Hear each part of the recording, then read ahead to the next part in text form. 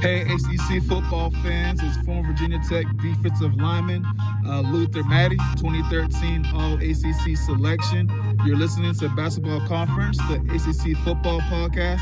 Go ACC and go Hokies.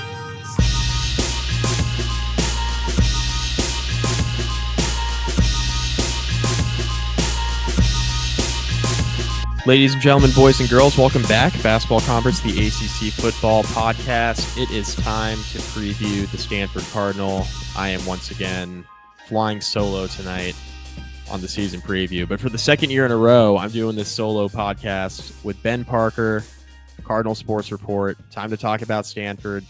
Ben, you're with On3 Rivals. What's going on, man? Welcome back. Friend of the show, you're back. It's second year in a row, and appreciate you joining me once again. Yeah, thank you. Happy to be on. Very happy to be here. Another year of the Stanford Cardinal. Lots of changes of the program, which we're going to get into. But very good to be on here and happy to be back. Yeah, man. Second year in the ACC, and we can't say that it hasn't been filled with off-season storylines. That's for sure. So, I mean, let's start right off the top. Troy Taylor fired a little bit unexpectedly to at least folks outside of the Stanford program. I don't think a lot of people were expecting that news to drop.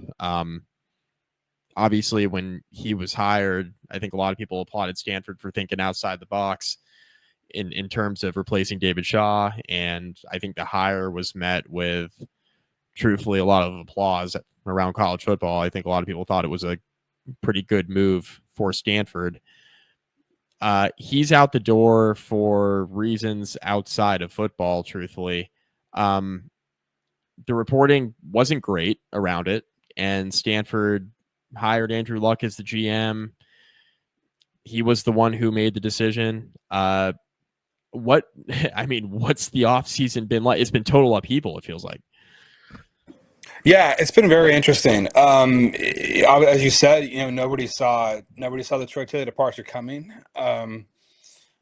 So particularly given the circumstances that were around it. So it's been interesting. I also kind of get the sense too. This is just my personal belief, but I think that given that it was back-to-back 3 and 9 seasons for Troy Taylor in year 1 and year 2, I think that coming into the season he was already going to be kind of on thin ice. Yep. Anyway. And then I think kind of given the optics of what was being reported out there, I think that just the combination of those two things made Andrew Luck feel like it was best to just make the change now, and bring in somebody that he trusts, who he knows really well, that he knows won't get involved in any sort of scandal or anything, and that's Frank Reich. And so I think he just kind of want to play it safe for this year. I also think too, the decision to hire Reich sort of shows a shift in Luck's approach, which is I think whoever he hires to be the permanent head coach after Reich, I think is going to be somebody who has like NFL ties and has a lot of NFL experience. I think that's something that matters a lot to Luck in terms of selling the program to recruits, is to say we can prepare you for the NFL.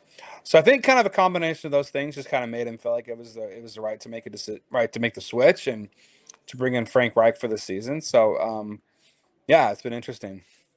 Yeah, I one of the questions I would have had if Troy Taylor was retained would have been, okay, what's his standing? What does this look like heading into this third year, given how the hire was met, like I just mentioned, but then also how things have gone, which, haven't gone particularly well. There have been glimpses, right? There have been some glimpses for sure, but nothing sustainable, consistent. And then you have the offseason stuff. And look, if you're winning games, I think some of that gets swept under the rug a little bit. And when you're not winning, that stuff comes to the surface a lot more quickly than maybe it ordinarily would. Regardless of the circumstances, he's out. Like you mentioned, Frank Reich is hired as the interim.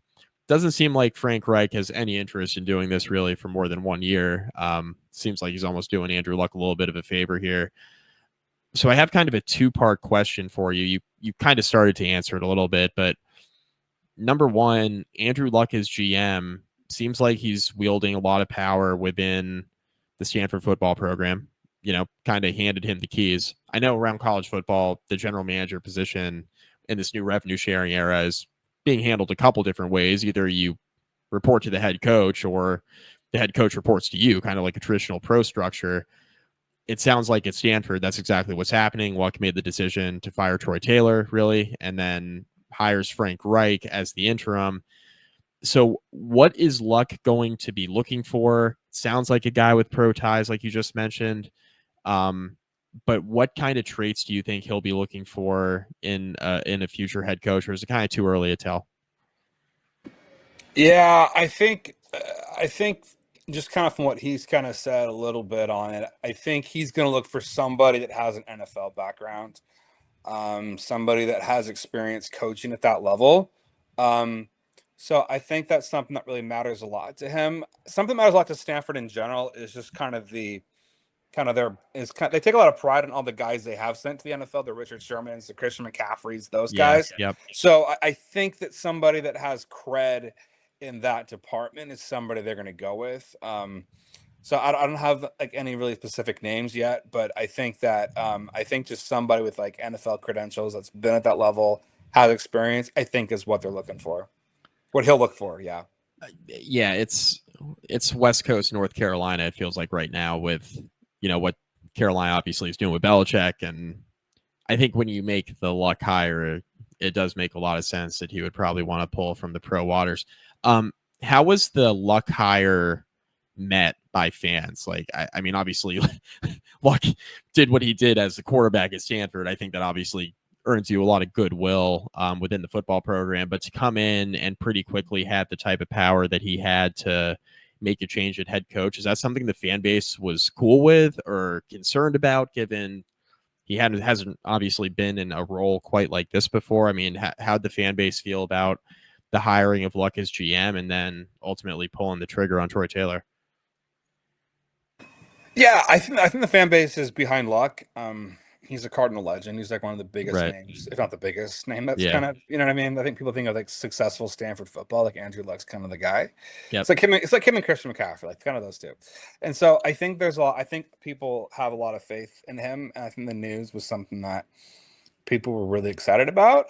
But ultimately, this is a role that Luck has never really had before. And Right. so, just because he was a great quarterback at Stanford doesn't necessarily mean he's going to be a great general manager. But I think given the kind of the way the last 2 years of the David Shaw era went, which is pretty depressing, and then the way that the Troy Taylor era kind of went, I think that there's just a lot of people are just kind of hoping that this will finally be the beginning of them turning the corner. So there's a lot of hope, but ultimately Luck has to actually kind of prove that like he actually knows what he's doing. So Yeah. And I guess time will tell on that. I think a lot of that will come down to, I guess, who he hires ultimately as the next head coach. There's no indication that Reich is going to do this more than a year, right? Like, this is for sure 1 year stop. I mean, everything I've read, it's been 1 year stopgap. We're going to hire someone new. Is there any reason to think that Reich would want to do this more than a year? Like, could you see, like, if Stanford goes out this year, surprises people, makes a bowl game? Because I think everybody looks at this as this is kind of like a rebuild, ground zero type thing, just with how Stanford's been, and now it's a coaching change, there's roster changes. Like, is there any scenario that you can envision where, okay, Stanford plays a little bit better than people were thinking this year, now all of a sudden maybe Reich sticks around for longer than a year? Is that something even on the table, or is this seriously just like 1 year of Reich? Without a doubt, he's the interim. We're going to start a coaching search in like October, November. Like, do you see any scenario where Reich parlays this into something more serious at the college level?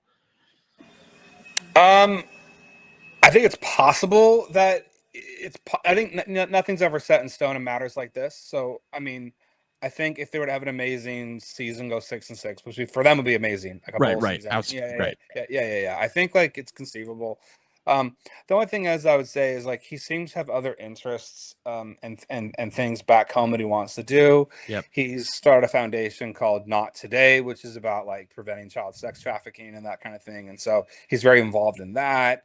And he's also an older guy too, so he seems to have things that he wants to do after football. And there's a book he was writing, so there's definitely things that I think he would be happy to get back to after the season's over. Yep. So all those reasons just kind of make me think that like this really is a 1 year deal. And then like the team has made it clear too, and like when they introduced him and stuff and like press releases and whatnot, it's like his title is interim head coach Frank Reich. And so I Yeah. think that like I think all the data that's out there indicates this is a 1-year interim deal. So I trust them on that. I've seen nothing, heard anything that would indicate otherwise. But I mean, heck, I mean, shoot, like if they go 6-6, 7-5, or something crazy, all the players love him, and he has an amazing experience.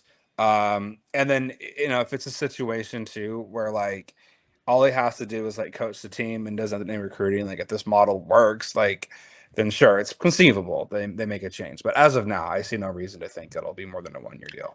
It's college football. Anything can happen. Had to ask. So Exactly. quarterback, yeah, a quarterback.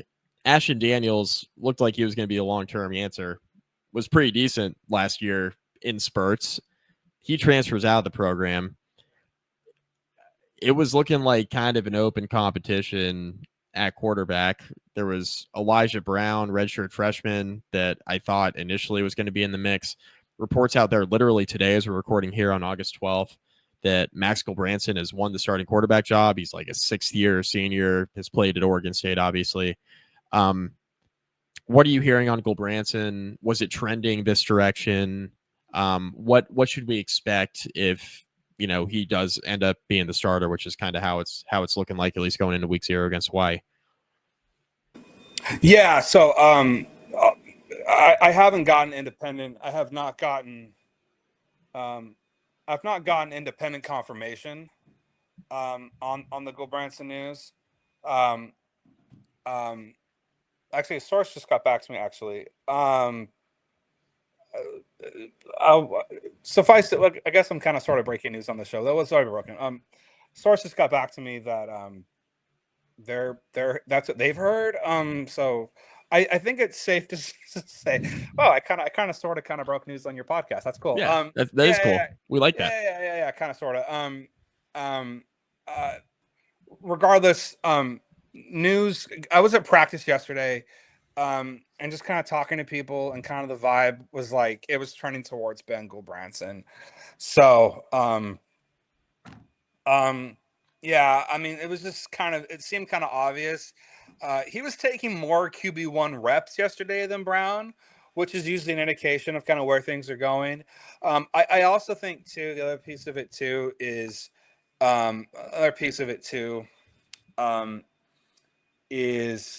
just the experience, right? He was at Oregon State for a long time, and I think that there is a certain urgency I think the program is feeling to get some wins now and have an improved season than over last season. And so I think there's a little bit of a sense of urgency around getting wins. And I think they have more faith that they can get wins with Gilbranson under center than Elijah Brown. I think the question, though, and I think what they have to kind of decide is whether or not that's the right move for them long term, just in terms of like, look, the reality is, like, from what I've seen, like Elijah Brown looks very promising. He's got a lot of potential, a lot of talent. You can see it. And I guess kind of the question is, like, do you want to? The other thing about Gilbranson too was like he was planning on retiring from football It's been around a while. Until Stanford like gave him a call and said, "Hey, do you want to come play for us?" And he was like, "Yeah, sure, I'll tack on a Stanford, to my resume." So I mean, like basically like kind of put Elijah Brown on the back burner for a guy that was like thinking of like not even playing this year. Like, Yeah. I mean, Gilbranson better like really deliver is what I'm trying to say. So like if Gilbranson like comes out and he's like balling out and he is like really like playing well, then it's a good decision. But if he's like kind of mediocre, kind of so, then like you might as well like go with the young guy and like build on the young guy and give him confidence and use this as a growth year. So the other possibility too, and something I've thought about, I haven't really fully fleshed this out on my message board, but I'll say it here, is I think there's a chance that what could work out really well for this season, what could work out really well with this season is like if Gilbranson were to like, I don't know, like start half the season or start the first 2/3 of the season, and kind of allow Elijah. In other words, like it could take some pressure off Elijah Brown to have a veteran guy kind of ahead of him. Yeah, for and sure. Then like kind of like last 4 games of the season or something like that, or last 5 games, like hand the keys to Elijah, have him be the starter, and then you could then go into next season, kind of telling him like, hey, like you're our guy. So that could work. But no, it's gonna be interesting to see how this works out, and obviously. given the fact that it's been a two-man race, Goldbranson has it for now, but if he doesn't play well, or he struggles, they could switch it. So we'll just see. I like that idea. It does feel like it's like high stakes to win now, just to show kind of what kind of program this can be to a prospective head coach, like a new coach. Hey, this is not as bad as it looks on the surface. Like, might actually, be a little something here. And then, stakes are lowered as you start playing some games, maybe losing some games. Like, okay, well, Brown's been able to develop behind a guy who's been around the block in college football, and now he gets to jump in, take over late in the year. I think there could be a lot of credence to that. The other thing, too, is Stanford is not, I don't want to say they're not treating this like a rebuild. I mean, they went out in the portal, and especially at receiver, there are a bunch of new faces, and they went out and got a bunch of veteran guys. Who are the handful that are standing out at camp? Who should we expect to at least be in the road? If you don't even know the starters, that's fine, but like be in the rotation at receiver. Like, who's Goldbranson going to be throwing to here? Yeah, number one is CJ Williams, who's a transfer from Wisconsin. So he was like a big time, like I think a 4-star recruit at Mater Dei. So he's got a lot of talent. So he's number one. Number two is a kid named Caden High, he's like the number 2 receiver right now out of South Carolina State. That's quite a jump to go from South Carolina State to Stanford. It's a huge jump. It's a little bit I'm not sure if that's good for Stanford or not, that the number 2 receiver was there last year, but okay. So he's number 2. And then another guy to keep an eye out for is true freshman John Anthony Hall.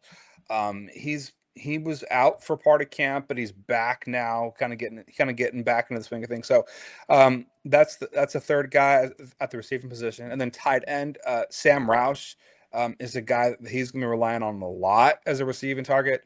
So Roush is going to be really key in the pass game. And then another thing I'm going to say too is they got a lot of depth at running backs, a lot of different options there. Transfer from Eastern Washington to an Altair is a 5th-year guy. And then like sophomores, Chris Davis Jr. and Cole Tab and Micah Ford are also options as well. And then junior Cedric Irvin. So I think we can expect Stanford to like really run the ball a lot this year. I think that's something that they're going to really look to do is like run the football a lot this year to take some pressure off of Goldbranson and or whoever the quarterback is in week whatever it will be. Right. So I think that like running the football is going to be a big thing for them this year. So. And there's like I said, like the running back room is like 6 guys deep, and it's really anybody's guess like how they're going to go. I think Micah Ford, Cole Tab, and Cedric Irvin and Tuna Altair, those 4. But then I've seen a lot of Champ Hampton out there, and Chris Davis is getting touches as well. So I think like they're gonna. And another thing too, I was going to add too is that like I can't remember which player told it to me during an interview with them during the week, one of the weeks. But like basically, they're planning to run the ball like a lot more than they did last year, and so they're just going to kind of do a running back by committee approach. So it'll be interesting to see how that kind of shakes out. Well, yeah, and I mean, just looking at it, Tab, Davis, Ford all got carries last year. Now Stanford really struggled to run the ball as a whole. I mean, I know Daniels just. I watched more Stanford football with an ACC podcast last year than I can ever recall. I grew up a Notre Dame fan, Ben, right? So I saw watch Stanford annually, like growing up a Notre Dame fan. Then I started this ACC podcast.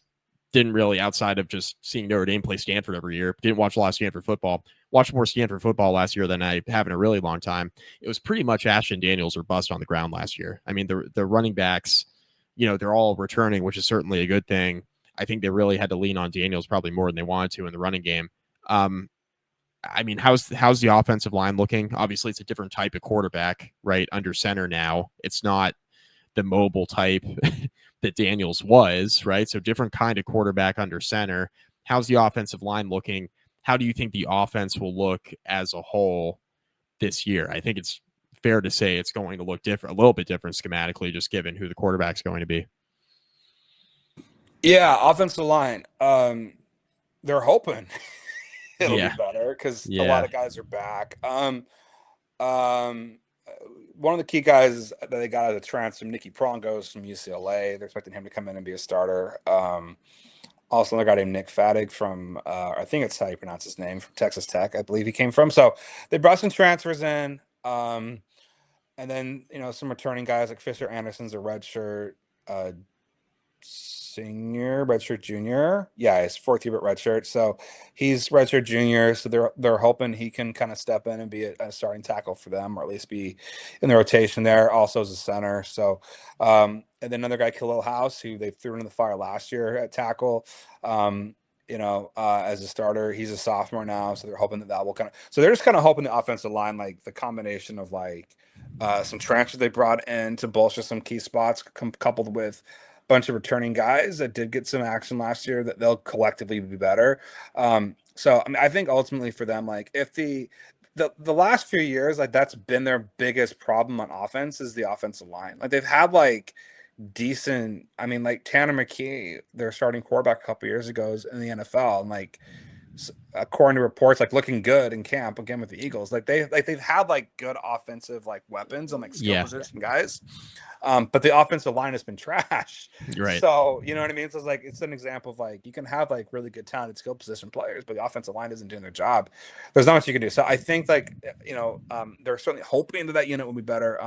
And if they want to be better this year, it's going to have to start with those guys. Yeah, that's fair. At least there's going to be continuity there, right? So yeah, one other stat I was going to mention is, since you come around on the running game a little bit, is I don't think any of the running backs had a touchdown last year. Not great, not what you want. Yeah. Not what you want. So and it was kind of weird too, because every time they were in the red zone and they needed to run, it was either Ashton Daniels or Justin Lamson was the other guy who transferred out. So it was either we're gonna go to Ashton Daniels, or a lot of time it was actually like Justin Lamson became his goal line kind of running back specialist quarterback. So it's weird. So so I think the reality is that there's talent in the running back room, but a lot of them are unproven. So they're just gonna kind of throw guys out there and see who does the best. It wasn't Chris Leak and Tim Tebow, but the Lamson Daniels combo, they tried their best by the goal line. They did. All right, so the hope is the offensive line will be a little bit better. Some skill guys back at running back, importing some guys at receiver, quarterback. We'll start with Gulbranson, go from there, maybe Elijah Brown later. Defense. What is this going to look like? I mean, there's some returning production there. There's some new guys as well. I mean, all three levels. I mean, is this just going to be really dependent on the pass rush? Is Stanford feeling good about the secondary? I mean, how are things looking on the defensive side of the ball heading into the year? Yeah, it's a great question. The first thing that's a little strange, continuing with strangeness at Stanford, is they have two defensive coordinators. It's really weird. I don't know how they're going to make that work, or how they're making that work. It's Bobby April III is back as now co-defensive coordinator. He's working with the outside linebackers as a position group, and he's co-defensive coordinator. And then the other co-defensive coordinator is Andy Thompson, who's working with the inside linebackers, and he's a new coach. And what's weird is that he was the head coach at Sac State last year, and Troy Taylor brought him in to boost up the defense. And then Troy Taylor gets fired, and it's the only reason that this guy is here is because Troy Taylor wanted him here. But then Troy Taylor, so it's a weird deal where he comes in because Troy Taylor wanted him there, but then Troy Taylor gets fired, so he's kind of left I don't know, it's weird. So I don't know. So I think it's gonna be really interesting to see how things look schematically, and also just how this co-defensive coordinator situation works. As far as the personnel is concerned, the secondary should be good. If they can stay healthy, that's always key. But Colin Wright at corner is supposed to be really, really good. And then safety Jay Green was looking great last year until he tore his ACL. He's back, healthy and in practice. And then Mitch Lieber at safety is looking good. Scotty Edwards. So the secondary unit, and then a transfer from Dartmouth, Jordan Washington, I've been hearing has been looking good. I'm kind of surprising some people. So the secondary ought to be good. And then inside linebacker, they got a couple good guys that transferred in, and Zach Johnson from Idaho and Hunter Barth from Cal. So inside linebacker should be good. And then outside linebacker, They've got some promising guys like Teva Tafiti, who they're expecting big things from due to his pass rush ability. RJ Cooper on the outside as well. And then Dylan Stevenson, another guy who was a 4-star recruit. He's a redshirt freshman this year. And then there's some depth on the defensive line. Defensive end Benedict Dume, who was out all last year, he was battling cancer. He's supposed to be back healthy and practicing and looking promising. And then true freshman Adam Shovlin. He was an early enrollee who they're expecting some big things from down the road at least. And then, Anthony Franklin, Braden Marcel Oleinka. So I mean, there's like a bunch of guys on the defensive line. They're hoping. So I think like defensively, and I would say too, like last year the defense was actually better than the offense. If you watch the San Jose State game last year, if you remember the San Jose State game last year, Colin Wright had a pick in the end zone, and the offense was, I mean, like it was, I can't remember the scenario, but basically, oh yes, it was a pick in the end zone. San Jose State was down. They threw an interception to Colin Wright, who caught it in the end zone, and all the offense had to do was like not like screw it up basically, and then like Ashton Daniels like threw a pick, which was like ill-advised. Like it was like one of the situations where it was like, what are you doing? Like all you have to do is like not turn the ball over in this game. Right. He throws a pick and it's like gives San Jose State great field position. And then I think they like kicked a field goal to win or something. So like basically like the defense did their part to get them their 4th win last year, and the offense screwed things up. So the defense basically like I think will be, if they can stay healthy, the defense ought to be pretty solid. It's a function of the offense really, stepping up. Special teams we get to. They got a good kicker. Emmett Kenny, he's a good kicker. He's a good kicker. I was going to say. I mean, people don't talk enough about this, but like Josh Carty was like Mr. Automatic at Stanford, and he was like absolutely fantastic. He's at the Rams now, and so there was like all this question about like how good Emmett Kenny would be as a replacement kicker. And like Emmett Kenny last year like balled out, like he like if he like kind of steps up his game even more, like I don't know, like he might be in the NFL. So it's kicker you at Stanford. Okay, we got so this is what we got. So we got the recap. we got kicker you. Yeah. We got a defense that hopefully can be mediocre plus. That's what we're hoping. Yeah. Offensive line, big question in terms of just can these guys improve? Yeah. There's at least some talent in the running back room that we're aware of that played a lot last year, at least a lot of snaps. We got a quarterback that's played a bunch of snaps, and he's been in college since like the Reagan administration. So there's that. And then receiver, you're importing, you got a couple questions. I guess your number 2 is from the FCS, but there's some pieces here with Stanford, right? There's some pieces. Yeah. I think a lot of people just look at Stanford and one of the worst teams in the Power 5, Power 4, maybe. Maybe, but there's also potential there where, okay, can the offensive line, could there be continuity and improvement? Could Gilbranson be a stopgap at quarterback? Could the defense hold up, stay healthy? A lot of things need to go right, obviously, for this to be a really successful year. And I guess I'll turn that over to you as we look at the schedule here. What defines success for Stanford in this iteration, right? Because, your interim coach hired a little bit on a whim, not a college guy. You're trying to tee this up for the next coach, really. But there's some intriguing pieces from a transfer standpoint. There's some continuity on defense and on the offensive line. The schedule is not amazing. Let's start with the pros. You miss Clemson, so that's good. Bad news is you draw Miami, you draw Notre Dame, you got BYU, you got SMU on the road. So there are things to not really love about the schedule, even when you miss Clemson. So what defines success here this year? How should fans around the Stanford program feel about this season, right, in terms of what success would be? And then I guess if you're an outsider looking in, like me, like just doing this podcast, what should I be looking for in terms of what would be a successful year for Stanford, even if that's not quantifiable with like wins and losses, for example?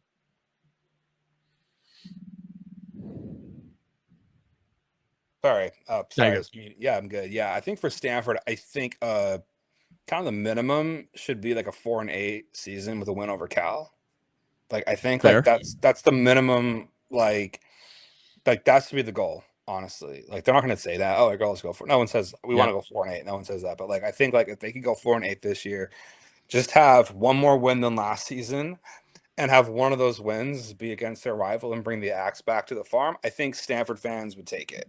I think like that's sort of like a realistic, like realistic, like measured, like expectation for the season. Yep. Because I think realistically speaking, if they go 3-9 for a fifth straight season, like that'd be just depressing, you know. And Right. then it would kind of like call into question like why did you fire Troy Taylor? Like why didn't you just like bring like I don't know, like I don't know. Then it's like the whole reason you made the change was to improve.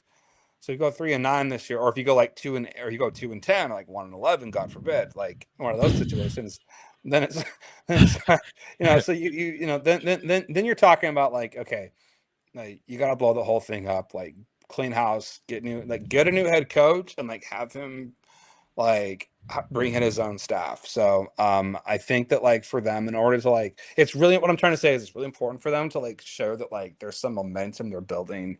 And a 4-8 season with a win over Cal would do that. I mean, a 4-8 season with or without the Cal win, like would show progress. But like Yeah. if you get the win over Cal in the process of that, like that you know would send. I think that'd be exciting just because like it's a rivalry game.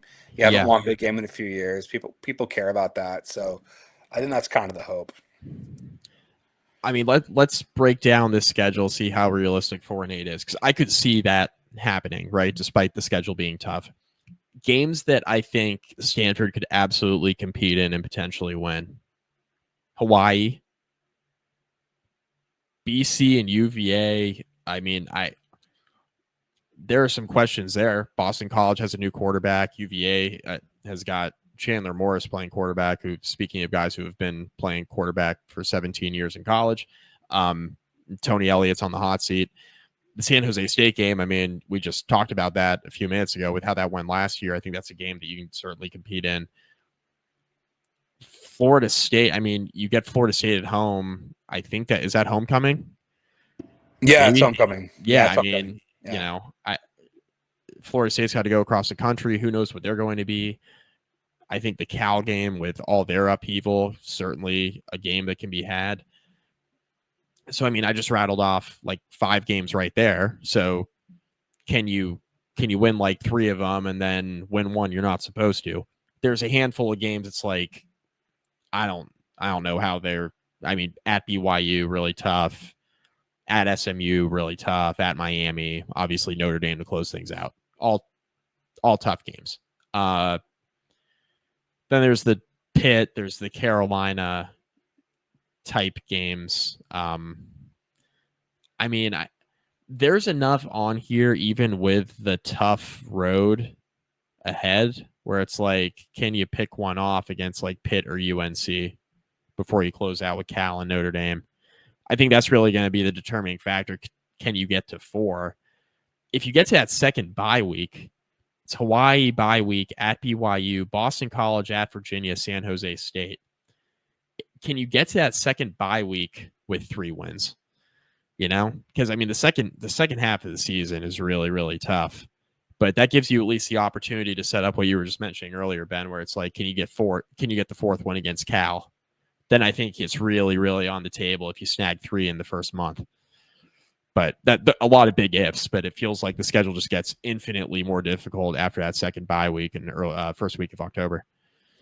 Yeah, I completely agree. The BYU game, one thing I would just say on that is the whole Jake Retzlaff situation. Like their quarterback situation's a little strange. Yeah. So I would still expect BYU to win that game, but there could be an opportunity for that one, maybe just because BYU is early in the season and new quarterback. So that's like one that I could maybe see. But no, I think you're right. I think like if you're them, like if you go into Cal with 3 wins, like there's your opportunity there.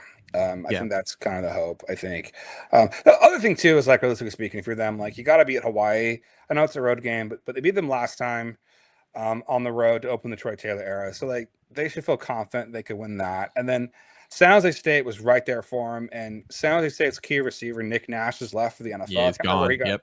I can't remember where he was drafted, but he's gone.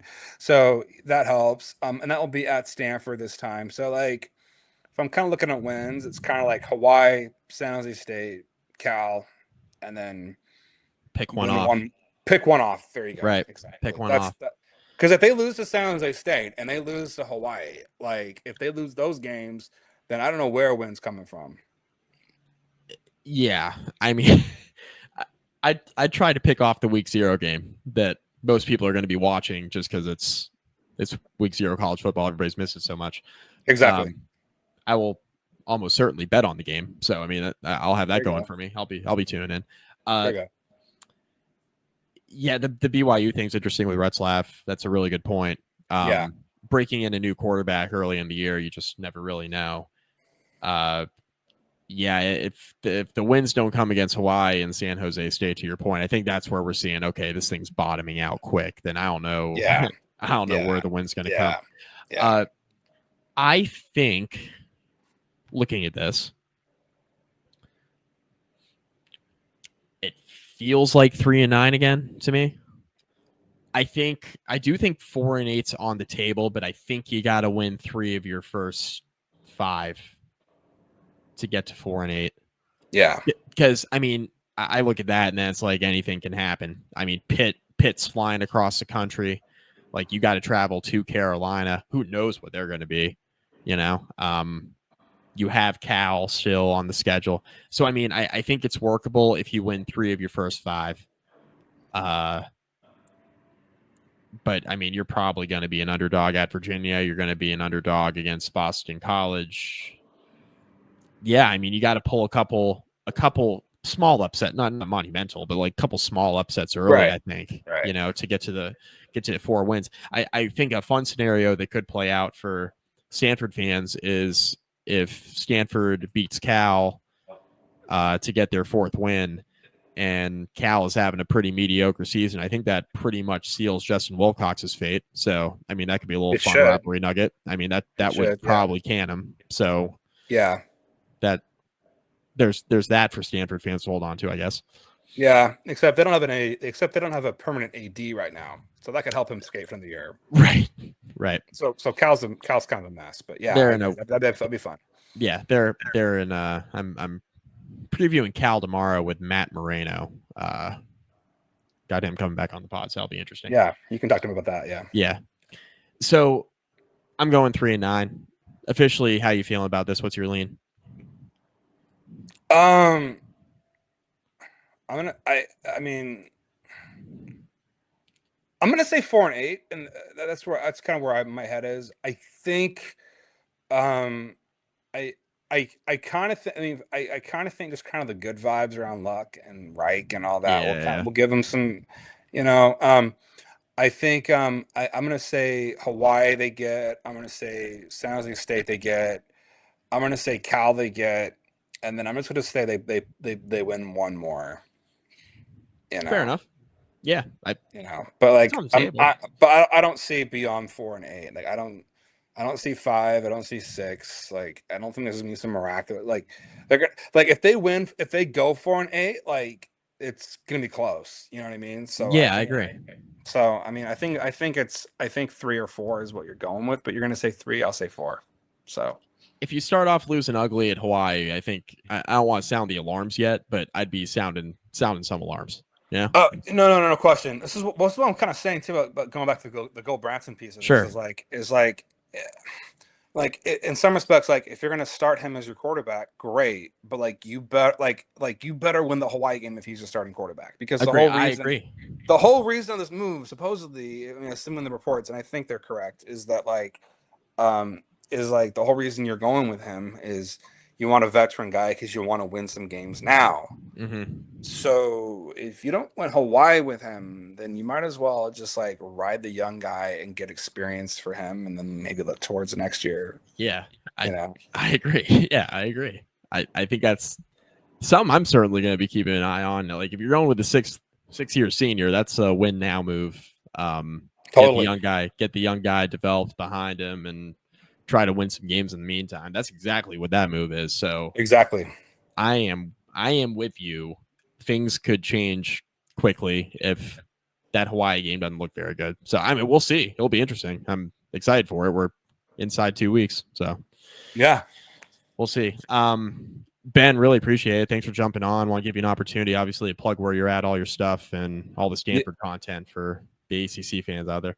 Yeah, thank you. Yeah, just go to cardinalsportsreport.com. All my stuff is there.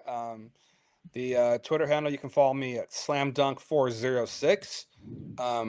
Or you could also follow the site account at Stanford Rivals. So follow both if you want. And it's all there at cardinalsportsreport.com. So just go to that site and you'll find all the social media stuff at the link to at the end of every article. So Ben, appreciate it, man. If there's some sort of monumental upset, we'll have to have you on middle of the season. That would be a fun surprise if you pull something off like at Miami or something. You know, really. Yeah, get the juices flowing.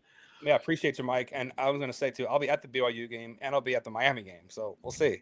Hell yeah! I mean, might be good luck. We'll see. Yeah, we'll see. Cool. Or bad luck. We'll see. Very good. Yeah, I mean, at the very least, enjoy Miami. I mean, West Coast, East Coast. That's a good one to take. So yeah, nice, good stuff. Ben, appreciate it, man. All right, later, Mike. Thank you so much.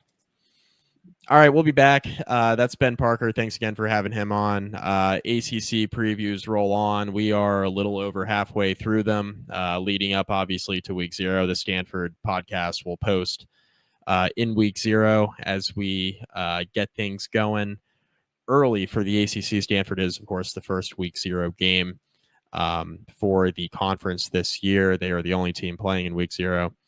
And we'll see how they look against Hawaii. Obviously, things will be really interesting there with Gulbranson being named the starting quarterback today. Kind of cool for Ben to go ahead and confirm that on the show tonight. That's it. We'll be back. Joey and I will both be back, I think, for the next one. As we sit here on Tuesday night, the 12th, I think we'll both be at least in person on Wednesday night. We'll see who the guest is. We're still working on that.